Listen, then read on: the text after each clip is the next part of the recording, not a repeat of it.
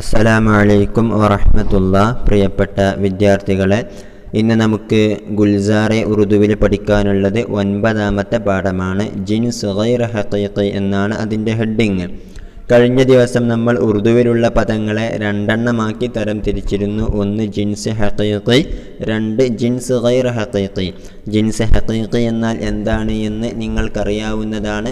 ഉറുദുവിലുള്ള ഒരു പദം, ആ പദത്തിലെ മുദക്കർ എടുക്കുകയാണെങ്കിൽ അതിൻ്റെ മുഖാബലയിൽ ഒരു മുഅന്നസ് വരുന്നു. ഒരു മുഅന്നസ് എടുക്കുകയാണെങ്കിൽ അതിൻ്റെ മുഖാബലയിൽ ഒരു മുദക്കർ വരുന്നു. അത്തരത്തിലുള്ള പദങ്ങൾക്കാണ് നമ്മൾ ജിൻസ് ഹഖീഖി എന്ന് പറയുന്നത്. ഉദാഹരണത്തിന് ഉറുദുവിൽ ബാപ്പ് എന്നെടുത്താൽ, പിതാവ് എന്നെടുത്താൽ അതിൻ്റെ മുഖാബലയിലായിട്ട് മാതാവ് എന്ന് മാ എന്ന് വരാറുണ്ട്. ഭായി എന്ന് പറഞ്ഞാൽ ബഹൻ എന്ന് വരാറുണ്ട്. മുർഗ എന്ന് പറഞ്ഞാൽ അതിൻ്റെ മുഖാബലയിലായിട്ട് മുർഗൈ എന്ന്, അതായത് പൂവൻ കോഴിയും പിടക്കോഴിയും. ഇങ്ങനെ ഒരു മുദക്കറാണ് വരുന്നത് എങ്കിൽ അതിൻ്റെ മുഖാബലയിൽ മുഅന്നസും, മുഅന്നസാണ് പറയുന്നത് എങ്കിൽ അതിൻ്റെ മുഖാബലയിൽ ഒരു മുദക്കറും ഉപയോഗിക്കപ്പെടുന്ന പദങ്ങൾക്കാണ് നമ്മൾ ജിൻസ് ഹഖീഖി എന്ന് പറയുന്നത്. അത് സാധാരണഗതിയിൽ ജീവനുള്ള വസ്തുക്കൾക്കാണ് വരാറുള്ളതും എന്നും നമ്മൾ കഴിഞ്ഞ ദിവസം മനസ്സിലാക്കിയിട്ടുണ്ട്. ഓക്കെ, ഇനി നമുക്ക് പഠിക്കാനുള്ളത് ജിൻസ് ഗൈർ ഹഖീഖി ആയിട്ടുള്ള പദങ്ങളെ സംബന്ധിച്ചാണ്. ജിൻസ് ഗൈർ ഹഖീഖി എന്നാൽ എന്താണ് എന്ന് കഴിഞ്ഞ ദിവസം നമ്മൾ പഠിച്ചിരുന്നു. അതായത് സാധാരണഗതിയിൽ ഒരു മുദക്കർ പറഞ്ഞാൽ അതിൻ്റെ മുഖാബലയിലായിട്ട് മുഅന്നസോ, മുഅന്നസ് പറഞ്ഞാൽ അതിൻ്റെ മുഖാബലയിലായിട്ട് മുദക്കറും വരാത്ത പദങ്ങൾക്കാണ് നമ്മൾ ജിൻസ് ഗൈർ ഹഖീഖി എന്ന് പറയുന്നത്. ഉദാഹരണം പറഞ്ഞാൽ വസ്ത്രം, ഓക്കെ, അല്ലെങ്കിൽ മേശ, വാതിൽ, ഇത്തരത്തിലുള്ള പദങ്ങളൊക്കെ അത് മുഅന്നസാണോ മുദക്കറാണോ എന്ന് പറയാൻ കഴിയാത്ത പദങ്ങളാണ്, അല്ലേ? ഉറുദുവിൽ പറയുകയാണെങ്കിൽ കപ്പട, ദർവാസ, മേസ് പോലത്തെ പദങ്ങളൊക്കെ. അപ്പോൾ ഇത്തരം പദങ്ങളെക്കുറിച്ചാണ് ഇനി അടുത്തത് നമുക്ക് പഠിക്കാനുള്ളത്. ഏതായാലും ഇത്തരത്തിൽ ജിൻസ് ഗൈർ ഹഖീഖി ആയിട്ട് വന്നിട്ടുള്ള ലഫ്ദുകളും ഉറുദുവിൽ ഒന്നുകിൽ മുദക്കറായിട്ട് അല്ലെങ്കിൽ മുഅന്നസായിട്ടാണ് ഉപയോഗിക്കാറുള്ളത്.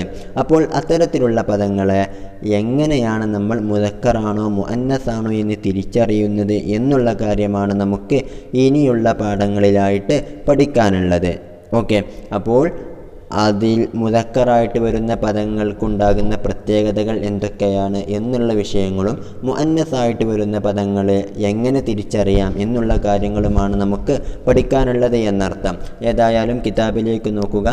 സബഖനൗ 9ാമത്തെ പാഠമാണ് ജിൻസ് ഗൈർ ഹഖീഖി.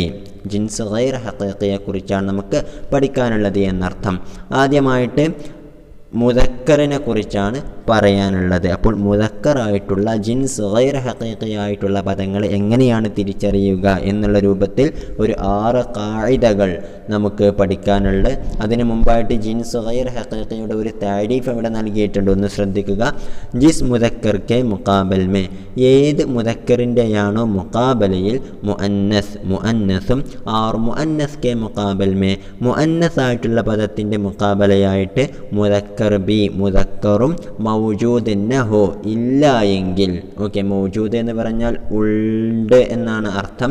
മൗജൂദ് നഹോ എന്ന് പറഞ്ഞാലോ ഇല്ല എങ്കിൽ. ഓക്കെ, അപ്പോൾ ഒരു മുദക്കർ എടുത്താൽ അതിൻ്റെ മുഖാബലയിലായിട്ട് മുഅന്നസോ, ഒരു മുഅന്നസ് എടുക്കുകയാണെങ്കിൽ അതിൻ്റെ മുഖാബലയിലായിട്ട് മുദക്കറോ വരുന്നില്ല എങ്കിൽ ഉസേ, അത്തരം പദങ്ങൾക്ക് ജിൻസ് ഗൈർ ഹഖീഖി കഹ്തേ ഹൈ, ജിൻസ് ഗൈർ ഹഖീഖി എന്നാണ് പറയാറുള്ളത് എന്നർത്ഥം. ഉദാഹരണം പറയുകയാണെങ്കിൽ വസ്ത്രം, കപ്പട.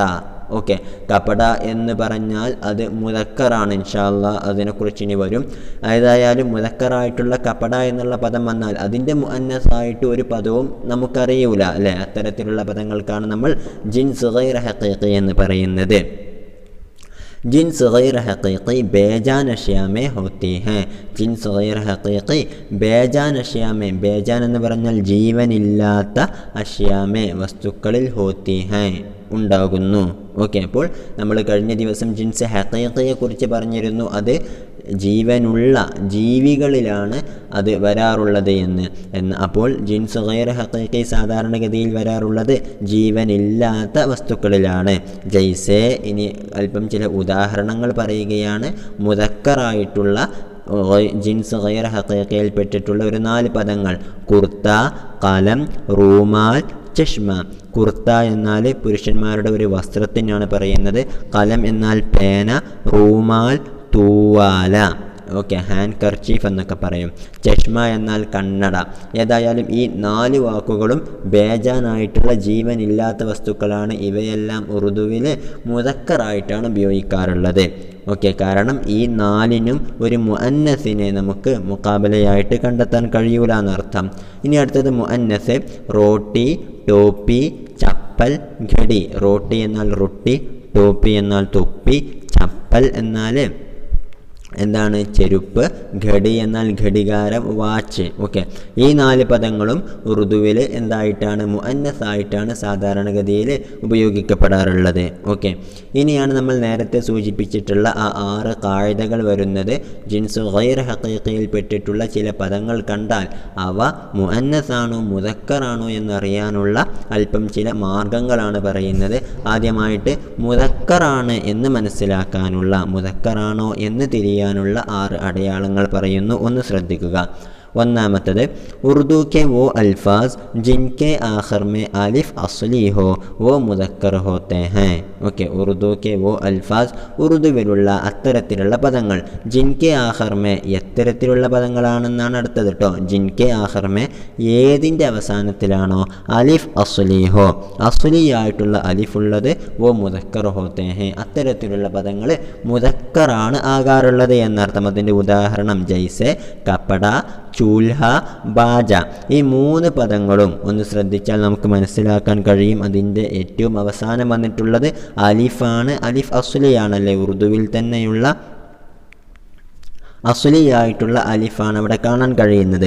അതുകൊണ്ട് തന്നെ ഈ 3 പദങ്ങളും മുദക്കറായിട്ടാണ് നമ്മൾ ഉപയോഗിക്കാറുള്ളത്. കപ്പട എന്നാൽ വസ്ത്രം, ചൂൽഹ എന്നാൽ അടുപ്പ്, ബാജ എന്നാൽ ഒരു സംഗീതോപകരണത്തിനാണ് പറയുക. ഏതായാലും ഈ 3 പദങ്ങൾ പോലെ അവസാനത്തിൽ അലിഫ് വന്നിട്ടുള്ള ഏത് പദം ഉറുദുവിൽ ലഭിക്കുകയാണെങ്കിലും അത് മുദക്കറായിട്ടാണ് നമ്മൾ ഉപയോഗിക്കേണ്ടത് എന്നർത്ഥം. ओके इनी रंडामते कायदा उर्दू के वो अल्फाज जिनके आखिर में हाय मुख्तफ़ी हो जिसको उर्दू में अलिफ पढ़ सकते हो वो मुज़क्कर होते हैं। ओके उर्दू के वो अल्फाज ഉറുദുവിലുള്ള അത്തരത്തിലുള്ള പദങ്ങൾ ജിൻകെ ആഖിർ മേ ഏതിൻ്റെ അവസാനത്തിലാണോ ഹായെ മുഖ്തഫി ഹോ ഹായെ മുഖ്തഫി എന്ന് പറഞ്ഞാൽ മറഞ്ഞു കിടക്കുന്ന ഹാ എന്നാണ് അർത്ഥം. ഓക്കെ നമ്മൾ ഉറുദുവിൽ ഹഫ്ത എന്നൊക്കെ പറയുമ്പോൾ അവിടെ സത്യത്തിൽ ഹഫ്ത എന്നെഴുതുമ്പോൾ അല്ലെങ്കിൽ തുഹ്ഫ എന്നെഴുതുമ്പോഴൊക്കെ അവിടെയുള്ള അവസാനത്തെ ഹാ നമ്മൾ ഉച്ചരിക്കാറില്ല അല്ലേ. തുഹ്ഫഹ് എന്നോ അല്ലെങ്കിൽ ഹഫ്തഹ് എന്നോ നമ്മൾ പറയാറില്ല. അത് എഴുത്തിലെവിടെ ഉണ്ടാകും. സാധാരണഗതിയിൽ അതിന് അലിഫായിട്ടാണ് ഹഫ്ത തുഹ്ഫ എന്നുള്ള രൂപത്തിലാണ് നമ്മൾ പറയാറുള്ളത്. അതുകൊണ്ടാണ് അവിടെ ഹായെ മുഖ്തഫി എന്ന് ആ ഹായിനെ കുറിച്ച് പറയുന്നത്. അതായത് മറഞ്ഞു കിടക്കുന്ന ഉച്ചാരണത്തിൽ വരാത്ത ഹാ എന്നർത്ഥം. ഓക്കെ അപ്പോൾ ഉറുദു കെ വോ അൽഫാസ് ഉറുദുവിലുള്ള അത്തരത്തിലുള്ള പദങ്ങൾ ജിൻകെ ആഖിർ മേ ഏതിൻ്റെ അവസാനത്തിലാണോ ഹായെ മുഖ്തഫി ഹോ മറഞ്ഞു കിടക്കുന്ന ഹാ ഉള്ളത് ജിസ്കോ ഏത് ആണ് ജിസ്കോ ഏതിനെയാണോ ഉറുദു മേ അലിഫ് പഠ് സക്തേ ഹോ ഉറുദുവിൽ അലിഫായിട്ട് വായിക്കാൻ സാധിക്കുന്നത് വോ മുദക്കർ ഹോത്തേ ഹേ അത്തരത്തിലുള്ള പദങ്ങൾ മുദക്കറാകുന്നു.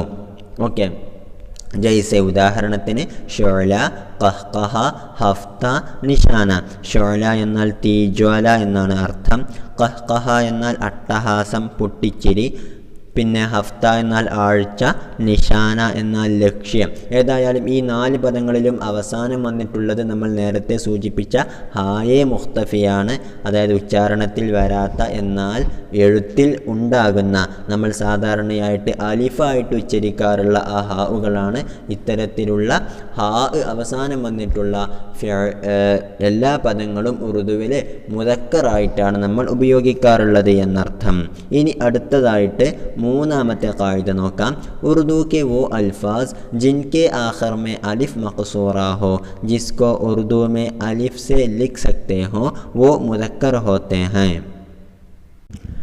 അറബി ഭാഷയിൽ നമ്മൾ മഖ്സൂറായിട്ടുള്ള പദങ്ങൾ എന്ന് കേട്ടിട്ടുണ്ടാകും. മഖ്സൂറായ പദങ്ങൾ എന്നാൽ അവസാനത്തിൽ അലിഫും അതിന് മുമ്പുള്ളതിന് ഫത്ഹുമായിട്ടുള്ള പദങ്ങൾക്കാണ് നമ്മൾ മഖ്സൂറായിട്ടുള്ള പദങ്ങൾ എന്ന് പറയാറുള്ളത്. ഓക്കെ ഏതായാലും അത്തരത്തിലുള്ള പദങ്ങൾ അത് മുഷ്തഖായിട്ട് വന്നാൽ, മുഷ്തഖ് എന്ന് പറഞ്ഞാൽ മറ്റൊരു ഫിഅലിൽ നിന്നും ഉണ്ടായിത്തീർന്നാണ് വന്നത് എങ്കിൽ അറബിയെക്കുറിച്ചാണ് പറയുന്നത്.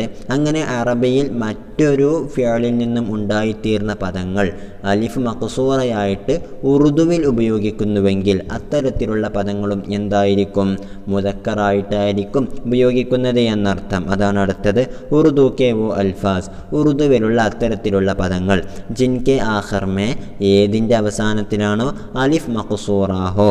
ഓക്കെ, അലിഫ് മഖ്സൂറ വരുന്നത്. അലിഫ് മഖ്സൂറ എന്നാൽ നമ്മൾ വിശദീകരിച്ചു, അറബി ഭാഷയിൽ മുഷ്തഖായിട്ട് വരുന്ന പദങ്ങളിൽ അവസാനം ഉണ്ടാകുന്ന അലിഫിനെ കുറിച്ചാണ് നമ്മൾ അലിഫ് മഖ്സൂറ എന്ന് പറയുന്നത്.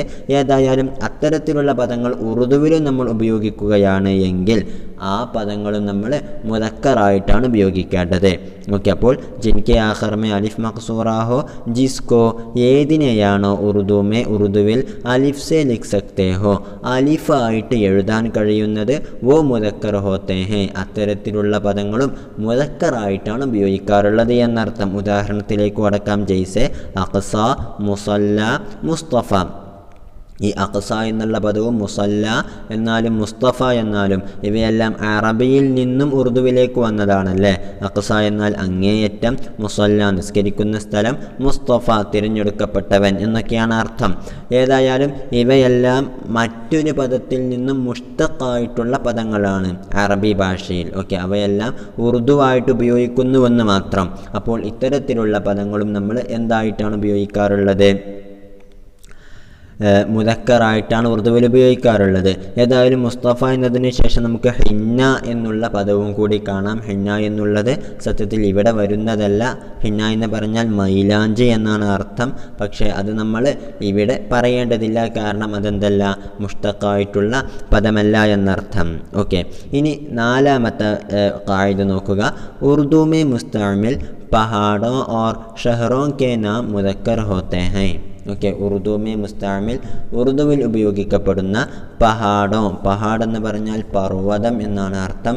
അപ്പോൾ പർവ്വതങ്ങളുടെയും ഓർ ഷഹറോ കെ നാം, ഷഹർ എന്ന് പറഞ്ഞാൽ പട്ടണം, അങ്ങനെ പട്ടണങ്ങളുടെയും പേരുകൾ മുദക്കർ ഹോത്തെ ഹൈ, അത് മുദക്കറായിരിക്കുമെന്നർത്ഥം. അപ്പോൾ ഏത് പർവ്വതത്തിൻ്റെ പേര് കേട്ടാലും അല്ലെങ്കിൽ പട്ടണത്തിൻ്റെ പേര് കേട്ടാലും അവയെല്ലാം മുദക്കറായിട്ടാണ് ഉറുദുവിൽ ഉപയോഗിക്കാറുള്ളത്. ജയ്സെ ഉദാഹരണത്തിന് ഹിമാലയ, തൂർ, ഖാഫ്, വിന്ധ്യാചൽ എന്നുള്ള പദങ്ങളൊക്കെ.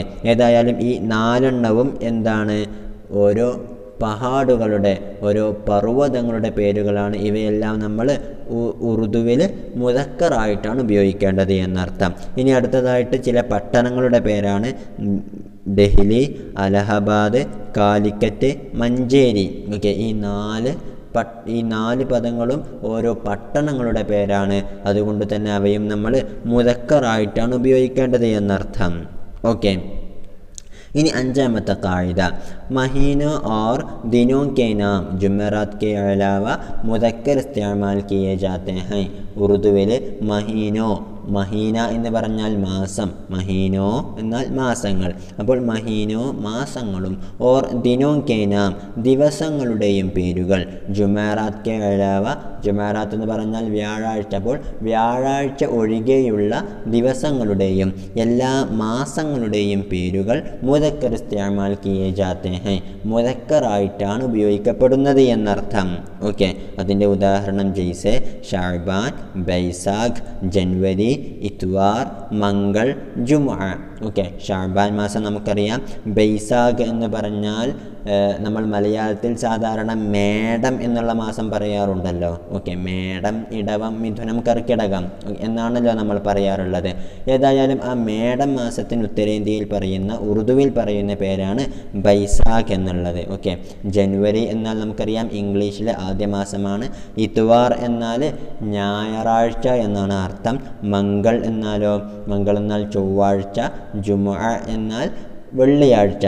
ഏതായാലും ഈ കാര്യങ്ങളെല്ലാം ഒന്നുകിൽ ഉറുദുവിൽ മാസമാണ്, അല്ല എങ്കിൽ ദിവസങ്ങളാണ്.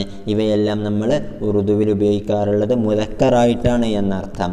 ഇനി ആറാമത്തെ ഖായിദ നോക്കുക. ഉറുദു जुबान में मुस्तअमिल अरबी के इस्म ज़र्फ़ भी अक्सर मुदक्कर इस्तेमाल किए जाते हैं.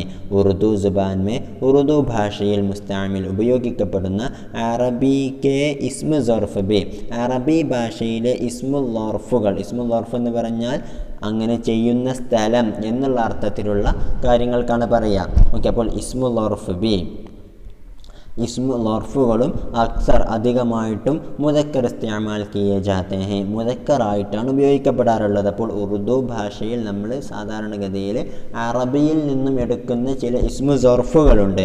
ആ ഇസ്മു സർഫുകളൊക്കെ നമ്മൾ ഉറുദുവിൽ പറയാറുള്ളത് മുദക്കറായിട്ടാണ്. ജയ്സെ ഉദാഹരണത്തിന് മക്തബ്, മദ്രസ, മഖാം. ഓക്കെ, മക്തബ് എന്നാൽ ഓഫീസ് എന്ന അർത്ഥമുണ്ട്.